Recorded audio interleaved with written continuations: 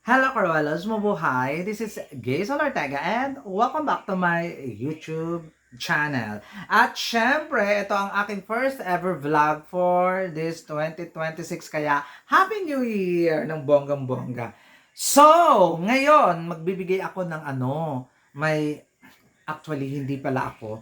Meron pala akong giveaways para sa mga Cruellas of Pageantry at kung sino ang mag-share, mag-like, at mag-comment dito sa vlog na ito ay mananalo kayo ng Uniqlo tumbler and of course Uniqlo white t-shirt Mickey stands. Kumbaga si Mickey Mouse. Ayan. Yan, ang bonggang-bongga. Mananalo kayo ng bonggang-bongga. At mag-like mag-share, at mag-comment kayo regarding sa regarding po dito sa vlog ngayon. Dapat yung i-comment niyo yung about dito sa pinag-uusapan natin sa vlog or about dito sa content ko for today's video. Hindi ko tatanggapin yung comment na wala naman dito sa content, na wala dito sa vlog ng bonggang-bongga. So, kung may share ninyo, malalaman ko kung sino mag-share, malalaman ko kung sino magla-like, at malalaman ko lalong-lalo na kung sino yung nagko-comment regarding lang dito sa vlog na ito at kung ano ang pag-uusapan natin. So, comment na, mag-like na, mag-share na. I-share niyo to ng bonggang-bongga kasi malay mo may mapamanalunan kayong cash.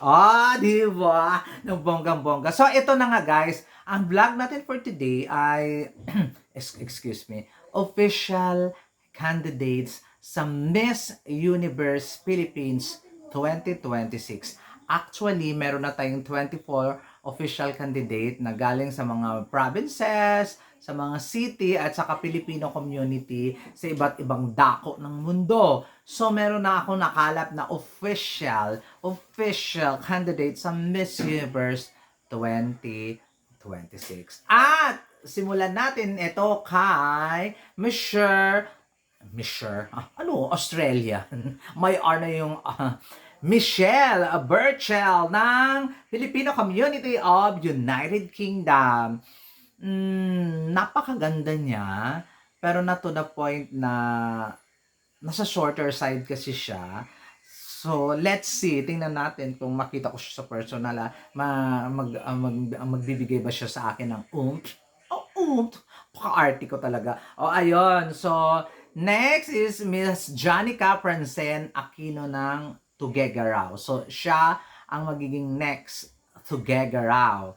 Then, Marian Arellano ng Tarlac. Actually, itong si Marian Arellano ay binibining kan lahi, representing Tarlac siya sa Miss Universe 2026. Next, itong si Cristel Corios ng Tandag City. Isa din to sa mga bet na bet ko ng pwedeng kumabog ng bonggang-bongga. Next is from Sultan Kudarat. Oh my God, Jen Rose Javier. Laban ba ito? Di ba? Ang natatandaan ko nito, sila Catriona pa, sila CJ, at saka sino pa ba? Opal ang nag-host ng Miss Sultan Kudarat, at ito na si Jen Rose Javier nga yung representative nila for Miss Universe Philippines. Next, si Miss Catherine Wardell. Paano man banggitin ang iyong apelyido, nakakaloka ka. Kay Miss Summer Island. I think ito talaga yung potential na pwedeng ilaban for Miss Universe 2026 ng bonggang-bongga. Parang ang galing. Ang ganda. Amazing. Si Miss Summer Island. Next na ipapakilala ko sa inyo ay si Gazel De Leon. Mukhang Gazel De Leon. Gazel Ortega lang yun. Pero yung spelling ng Gazel niya is Guizelle. Gazel De Leon ng Paranaque. Kayo ba, nagagandahan ba kayo sa kanya? Basta ilaban lang ninyo kung sino yung mga bet ninyo.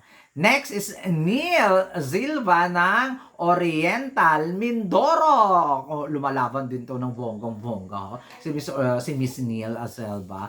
Next is si Gia Lynn Aluning ng Northwest USA, Filipino community to. So, pwede ba siya? Palagay niyo. Nakikita niyo sa picture, pwede ba? Next, ito naman, Maria Fatima Alsoid. Bala na kayo. Intindihin nyo na lang yung apelyido niya. Basta representing Negros Oriental, nakakaloka. Actually, maganda siya. Si Fatima bahala na kayo. Nahirapan ako mag-pronounce sa mga apelyido ng mga Hafiz Filipina natin. So, si Maria Fatima representing Negros Oriental, naganda siya. Pwede siya. May potential siya. Nako, nanggigigil ako. Next, itong si Maxine Luis Martin ng Negros Occidental. Negros Oriental pala yung kanina. Ano ba pinagsasabi ko? Ba't ganun? Nakakaloka. Si Maxine Martin ng Negros Occidental. Next, Ashley Subihano ng Louisiana, Laguna. Bet ba ninyo? Comment down below kung bet na bet ninyo. Ay di bet ninyo. Next is Miss Caril May Kabahog ng Leyte. Ng bonggang-bongga.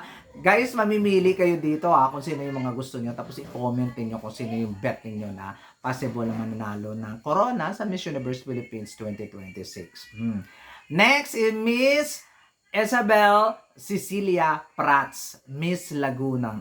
Ganda na yung babaeng to, no? Kaya lang maliit si atin mo, girl. Pero ang ganda-ganda niya. May potential siya ng bonggang-bongga. Eto, kilala to ninyo. Imelda Swidehart. Diba? Miss Philippines Earth na to, pero susali siya sa Miss Universe Philippines representing Kalibo Aklan. Tuwang-tuwa ba kayo? Siya na ba ang manok ninyo for 2026? Next, Trixie Rojas ng Iligan City. Nagandahan ba kayo kay Miss Iligan? Kabog na kabog ba ang eksena niya ng bonggang-bongga? Ang sumunod ay si Miss Cherise Lian Kayurin ng Hawaii. Filipino representative ng Hawaii. Kayo ba? Pwede ba siya or wag na lang? Charot lang. Sa mga taga-Hawaii dyan, kabog ba siya ng bonggang-bongga? Next is Miss Erica Jean Kadayday ng Camiguin. Diba? Actually, nagandahan ako. Isa sa mga natuwa ako at saka nagandahan ako kay Miss Camiguin. Hopefully, potential siya. To be honest, potential si Miss Camiguin. Next, si Princess Ryla Hernandez ng Cabanatuan City. Yun. Tuwang-tuwa ba kayo? Si Cristita Longe ng Miss Binget. Alam mo, isa dito sa mga kabog at beautiful. Matangkad din to, 5'8 din yata yung height. Kasi parang magka-height sila ni Michael Ebarde, yung Miss Binget before, nung kinurunahan siya. Mukhang leveling lang yung nila, yung height nila, kaya pwedeng kabog ito. Miss Kathleen Caseñas ng Batangas. Napanood ba ninyo ang Miss Universe Batangas? So kung napanood niyo, pwede ba siyang kumabog? Miss Janela Ricio ng Baguio. Actually, di ba from Baguio, iba talaga yung leveling ha. Pero itong si Miss Janela, parang nakukulangan ako sa kanya kasi 'di ba pag Baguio talaga pinag-uusapan talaga natin ng bonggang-bongga. Pero tingnan ko sa personal kasi iba din kasi hindi ko rin bet dati si yung Miss Universe Philippines Baguio 2025. Pero nung nakita ko sa personal, ay puya gabo, napakaganda. Pero let's see, gusto ko siyang makita sa personal. Si Miss Baguio, si Miss Janela Recio. Next, sa pag-usapan natin, Megan Laris Valdivilla ng Bacolod. Siya mag-represent ng Bacolod. Tingnan natin kung kakabog. And, of course, the last but not the least, Alexandra Krishna Orinio. Ayun, ng Albay. Kabog ba siya or pasok sa banga? Guys, mag-comment lang kayo kung sino sa mga nabanggit natin. Kung sino lang ha, wag syunga. Kung sino sa mga nabanggit ko yung malakas. Kasi ito lang ang confirm. Wag po kayong magsingit ng hindi confirm. Kung sino sa mga nabanggit ko na to ang pwedeng kumabog sa Miss Universe Philippines. Comment, share, and likes para manalo ng Uniqlo na ito siya. Ipapakita ko sa inyo. Oh, ganda 'di ba? Uniqlo po 'yan, Uniqlo opak ng bonggang-bongga na tumbler. And another Uniqlo na t-shirt, white t-shirt na may Mickey Mouse na eksena. 'Di ba? So, comment, share, like. At tandaan nyo, dapat i-comment niyo yung related sa pinag-uusapan natin. Kung sino sa mga 24 official candidate na to ng Miss Universe Philippines ang may potential na makoronahan bilang Miss Universe Philippines. There you go guys. Maraming salamat at asahan ko ang mga comments ninyo at pag-share at saka pagla-like.